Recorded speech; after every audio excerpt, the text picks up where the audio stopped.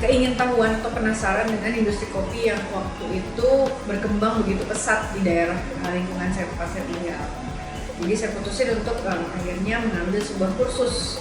Nah, ketika mengambil sebuah kursus ini nggak taunya nggak membuat saya akhirnya berhenti, karena ketemu dengan banyak orang-orang yang berkecimpung di industri yang sama yaitu kopi, itu membuat saya makin akhirnya antusias untuk pengen belajar lebih dalam lagi tentang kopi. Dan kenapa kopi?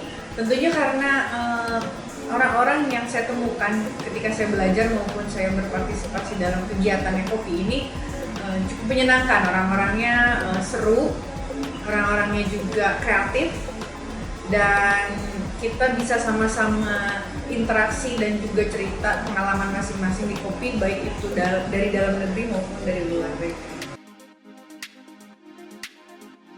Industri kopi di Indonesia ini bisa dikategorikan udah jauh berkembang. Memang kita mungkin beberapa dibandingkan dengan beberapa negara luar, kita mungkin ada beberapa hal yang ketinggalan. Tapi dari sisi industrinya berkembang, ya terbukti dengan kita mungkin hampir di setiap tempat, even itu pelosok, kita bisa temukan beberapa warung-warung kopi yang hidup dengan sendirinya. Nah, walaupun itu yang disajikan kopinya tidak berstandar internasional atau bisa dibilang kategorinya itu spesifikasinya seperti specialty, tapi kita dari nenek moyang kita udah minum kopi nih. Bisa dibilang itu adalah salah satu komoditi yang udah dikonsumsi sama negara kita sendiri. Itu udah terbilang cukup lama. Makanya kayak seperti di Jawa Barat, itu kan banyak kebun-kebun yang ditinggal oleh zaman kolonial gitu ya. Yang ketika kita cek ke sana itu banyak pohon-pohon yang udah hidup ratusan tahun. Itu sih yang membuktikan bahwa Indonesia ini nggak akan lepas dari sejarah bahwa kita memang adalah peminum kopi.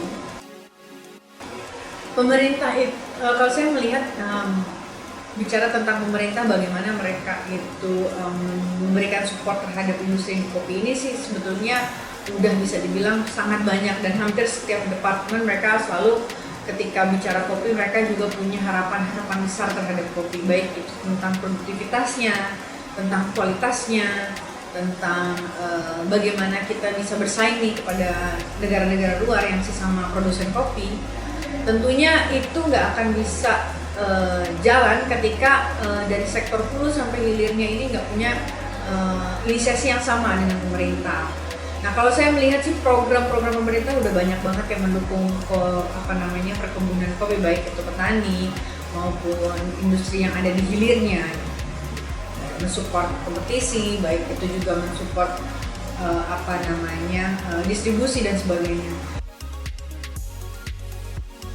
Kalau kita bicara sejahtera atau enggak, ini kita nggak bisa ambil semuanya sekaligus seolah-olah tidak sejahtera or ada yang sejahtera. Memang kita nggak bisa lihat satu atau dua sampel yang kita lihat, tapi bagaimana sih industri ini berkembang itu harusnya kita bisa lihat dari optimistiknya aja, bahwa sekarang semua orang minum kopi nih bisa dibilang, atau semua lingkungan terdekat kita udah mulai minum kopi sebagai part of the lifestyle-nya mereka. Tentunya dengan adanya demand, supplier juga akan diuntungkan. Nah, dari situlah petani-petani kopi ini saya harapkan mereka ini bisa sejahtera, bisa membuat ekosistemnya sendiri di kebun, bisa membuat perencanaan bisnis yang tepat, dan juga tidak semata-mata menjual kopinya ini hanya ikutin tren aja, tapi juga pikirkan sustainability farming yang benar-benar bisa diimplementasikan dengan betul-betul efektif dan efisien. Tapi kalau kita bicara dari pertaniannya atau produktivitasnya sebetulnya meningkat.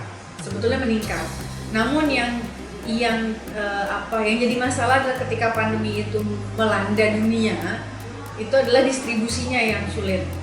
Karena kan di mana-mana lockdown, ekspor juga akhirnya terhambat, import juga terhambat.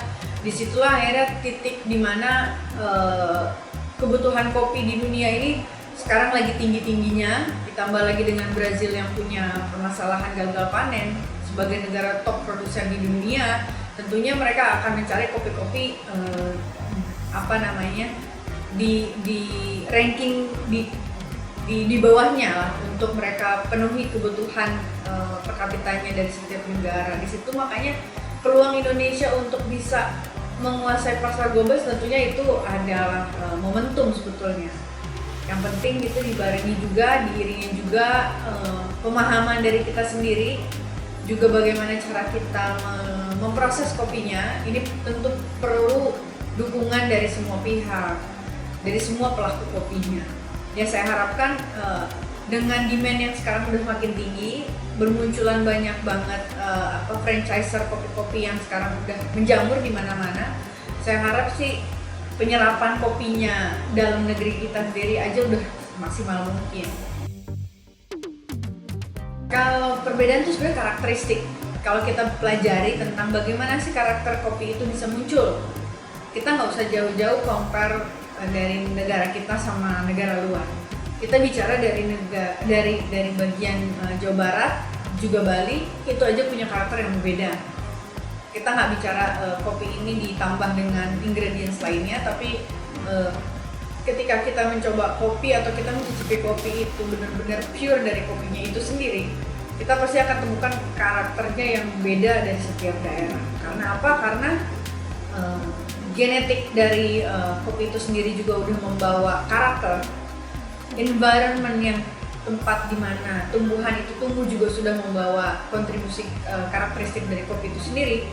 Dan yang ketiga, bagaimana praktek agriculture-nya mereka ini juga mempengaruhi, seperti fertilizer dan sebagainya. Jadi kalau kita bicara kopi kita dengan kopi luar tentu berbeda, karena specifically aja kalau kita bicara kopi kita sendiri aja, Indonesia antar daerah kita udah punya karakteristik yang beda-beda banget. Menambah konsentrasi, let's say gitu ya. Specifically kalau tentang kopi itu tentu ada kandungan kafeinnya di sana, tentu ada kandungan magnesium dan sebagainya yang notabene-nya baik untuk kesehatan baik, tapi berlebihan tentu tidak baik. So yang disarankan itu minum kopi berapa cup dalam sehari, 2-3, tentunya tidak ditambah gula.